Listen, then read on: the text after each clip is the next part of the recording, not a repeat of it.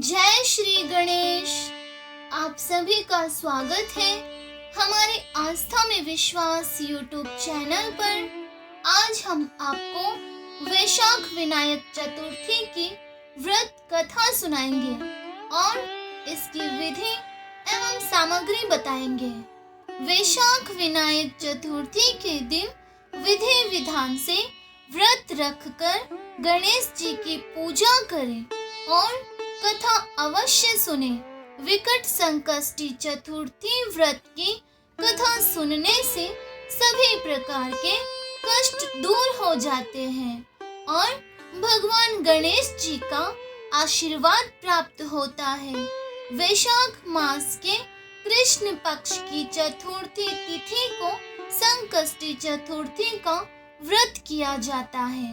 धार्मिक मान्यताओं के अनुसार इस दिन विधिवत पूजा अर्चना करने से विघ्नहर्ता गणेश जी सभी तरह के विघ्न को दूर कर देते हैं और घर परिवार में सुख शांति बनी रहती है।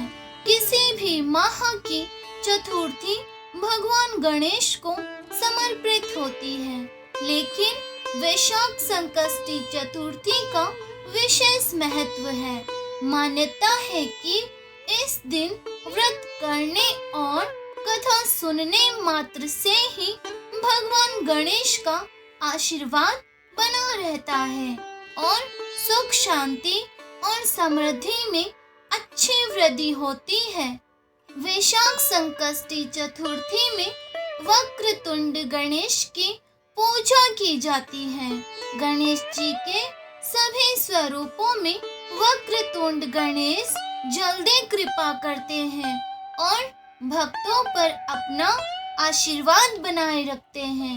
इस दिन कमल गट्टे के हलवे का भगवान गणेश को भोग लगाना चाहिए और सेवन करना चाहिए। व्रत में 108 बार इस मंत्र का जाप करें। ओम गण गणपतये नमः। वक्रतुंड महाकाय सूर्य कोटि संप्रभा निर्विघ्नं कुरु मे देव सर्व कार्येषु सर्वदा। इस व्रत की पूजा सामग्री एवं विधि के अनुसार चतुर्थी व्रत के दिन ब्रह्मा मुहूर्त में उठकर सभी कामों से निवृत्त होकर सबसे पहले स्वयं शुद्ध होकर स्नान करके स्वच्छ वस्त्र पहने। इसके बाद पूर्व की तरफ मुंह कर आसन पर बैठे। गणपति का ध्यान करते हुए एक चौकी पर साफ पीले रंग का कपड़ा बिछा दे।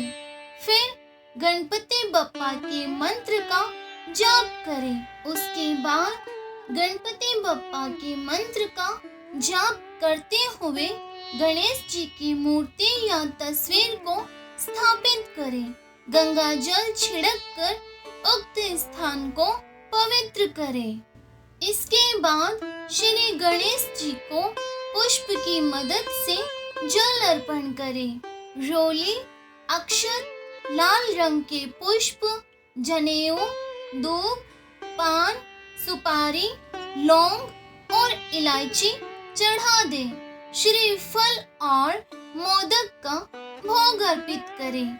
अब श्री गणेश जी को दक्षिणा अर्पित करके 21 लड्डुओं का भोग लगाएं।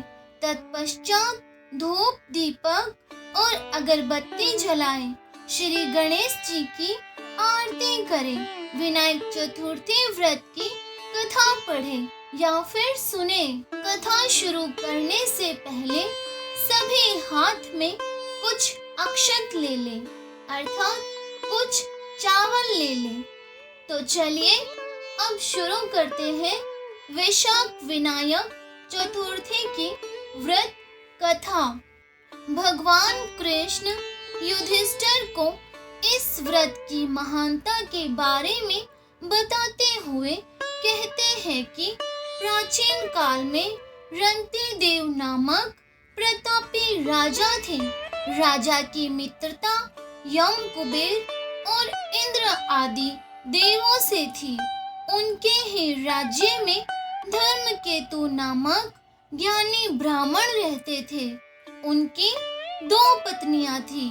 एक का नाम सुशीला और दूसरी का नाम चंचला था।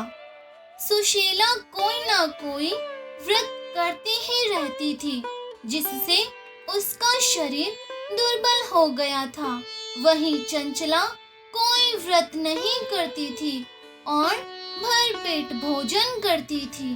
कुछ दिनों के बाद सुशीला को शुभ लक्षणों वाली एक कन्या हुई और चंचला को पुत्र रतन की प्राप्ति हुई। कन्या की शुभता को देखकर चंचला सुशीला को ताना देने लगी कि अरे सुशीला, तुमने इतने व्रत और उपवास किए हैं, जिसकी वजह से तुम्हारा शरीर जर्जर हो गया है, फिर भी एक कृशकाय कन्या को जन्म दिया। मुझे देख, मैं कभी व्रत आदि के चक्कर में ना पड़कर हष्ट पुष्ट बनी हुई हूँ और वैसे ही बालक को भी जन्म दिया है। चंचला की बातें सुशीला के हृदय में चुभने लगी। उसके बाद वैशाख चतुर्थी के दिन सुशीला ने पूरी भक्ति भाव के साथ संकट नाशक गणेश चतुर्थी का व्रत किया। व्रत से प्रसन्न होकर भगवान गणेश ने सुशीला को दर्शन दिए। गणेश जी ने सुशीला को आशीर्वाद देते हुए कहा कि हे सुशीला, तेरी कन्या के मुख से मोती और मूंगा प्रवाहित होते रहेंगे और तुझे वेद शास्त्र वेता एक पुत्र भी प्राप्त होगा। वरदान को देने के बाद भगवान गणेश जी अंतर्ध्यान हो गए। वरदान के बाद सुशीला की कन्या के मुख से मोती और मूंगा झड़ने लगे और कुछ ही दिनों के बाद सुशीला को एक पुत्र की प्राप्ति भी हुई। उसके कुछ ही दिनों बाद धर्मकेतु का स्वर्गवास हो गया और उनके मृत्यु के उपरांत चंचला घर का पूरा धन लेकर दूसरे घर में जाकर रहने लगी। लेकिन सुशीला पति के घर में रहकर ही अपने पुत्र और पुत्री का पालन पोषण करने लगी। कन्या की वजह से अर्थात सुशीला अपनी कन्या की वजह से सुशीला के पास काफी धन एकत्रित हो गया, अर्थात काफी सारा धन इकट्ठा हो गया। इसी कारण से चंचला सुशीला और उसके परिवार से ईर्ष्या करने लगी, अर्थात उनसे नफरत करने लगी। एक दिन हत्या के उद्देश्य से चंचला ने सुशीला की कन्या को कुएं में धकेल दिया। कुएं में भगवान गणेश ने सुशीला की कन्या की रक्षा की और वापस उसकी माता के पास, सुशीला के पास उसको भेज दिया। कन्या को जीवित देखकर चंचला का मन उद्विग्न हो उठा। वह सोचने लगी कि जिसकी रक्षा स्वयं ईश्वर कर रहे हो, उसे भला कौन मार सकता है। इधर सुशीला अपनी पुत्री को पुनः प्राप्त करके प्रसन्न हो गई और भगवान गणेश को धन्यवाद कहा और प्रार्थना की। चंचला सुशीला की कन्या के चरणों में नतमस्तक हो गई और अपने किए की माफी उससे मांगने लगी। चंचला ने सुशीला से कहा कि सुशीला, तुम बहुत दयावान हो और दोनों कुलों का उद्धार करो। जिसकी रक्षा स्वयं भगवान करते हो, उसका मनुष्य क्या बिगाड़ सकता है, अर्थात उसका कोई कुछ नहीं बिगाड़ सकता है। इसके बाद चंचला ने भी वैशाख मास के कृष्ण पक्ष की चतुर्थी तिथि का व्रत किया। अर्थात वैशाख विनायक चतुर्थी का व्रत किया। गणेश जी की कृपा से दोनों परिवारों के बीच सब सही हो गया। जिस पर भगवान गणेश जी की कृपा होती है उसके शत्रु भी मित्र बन जाते हैं।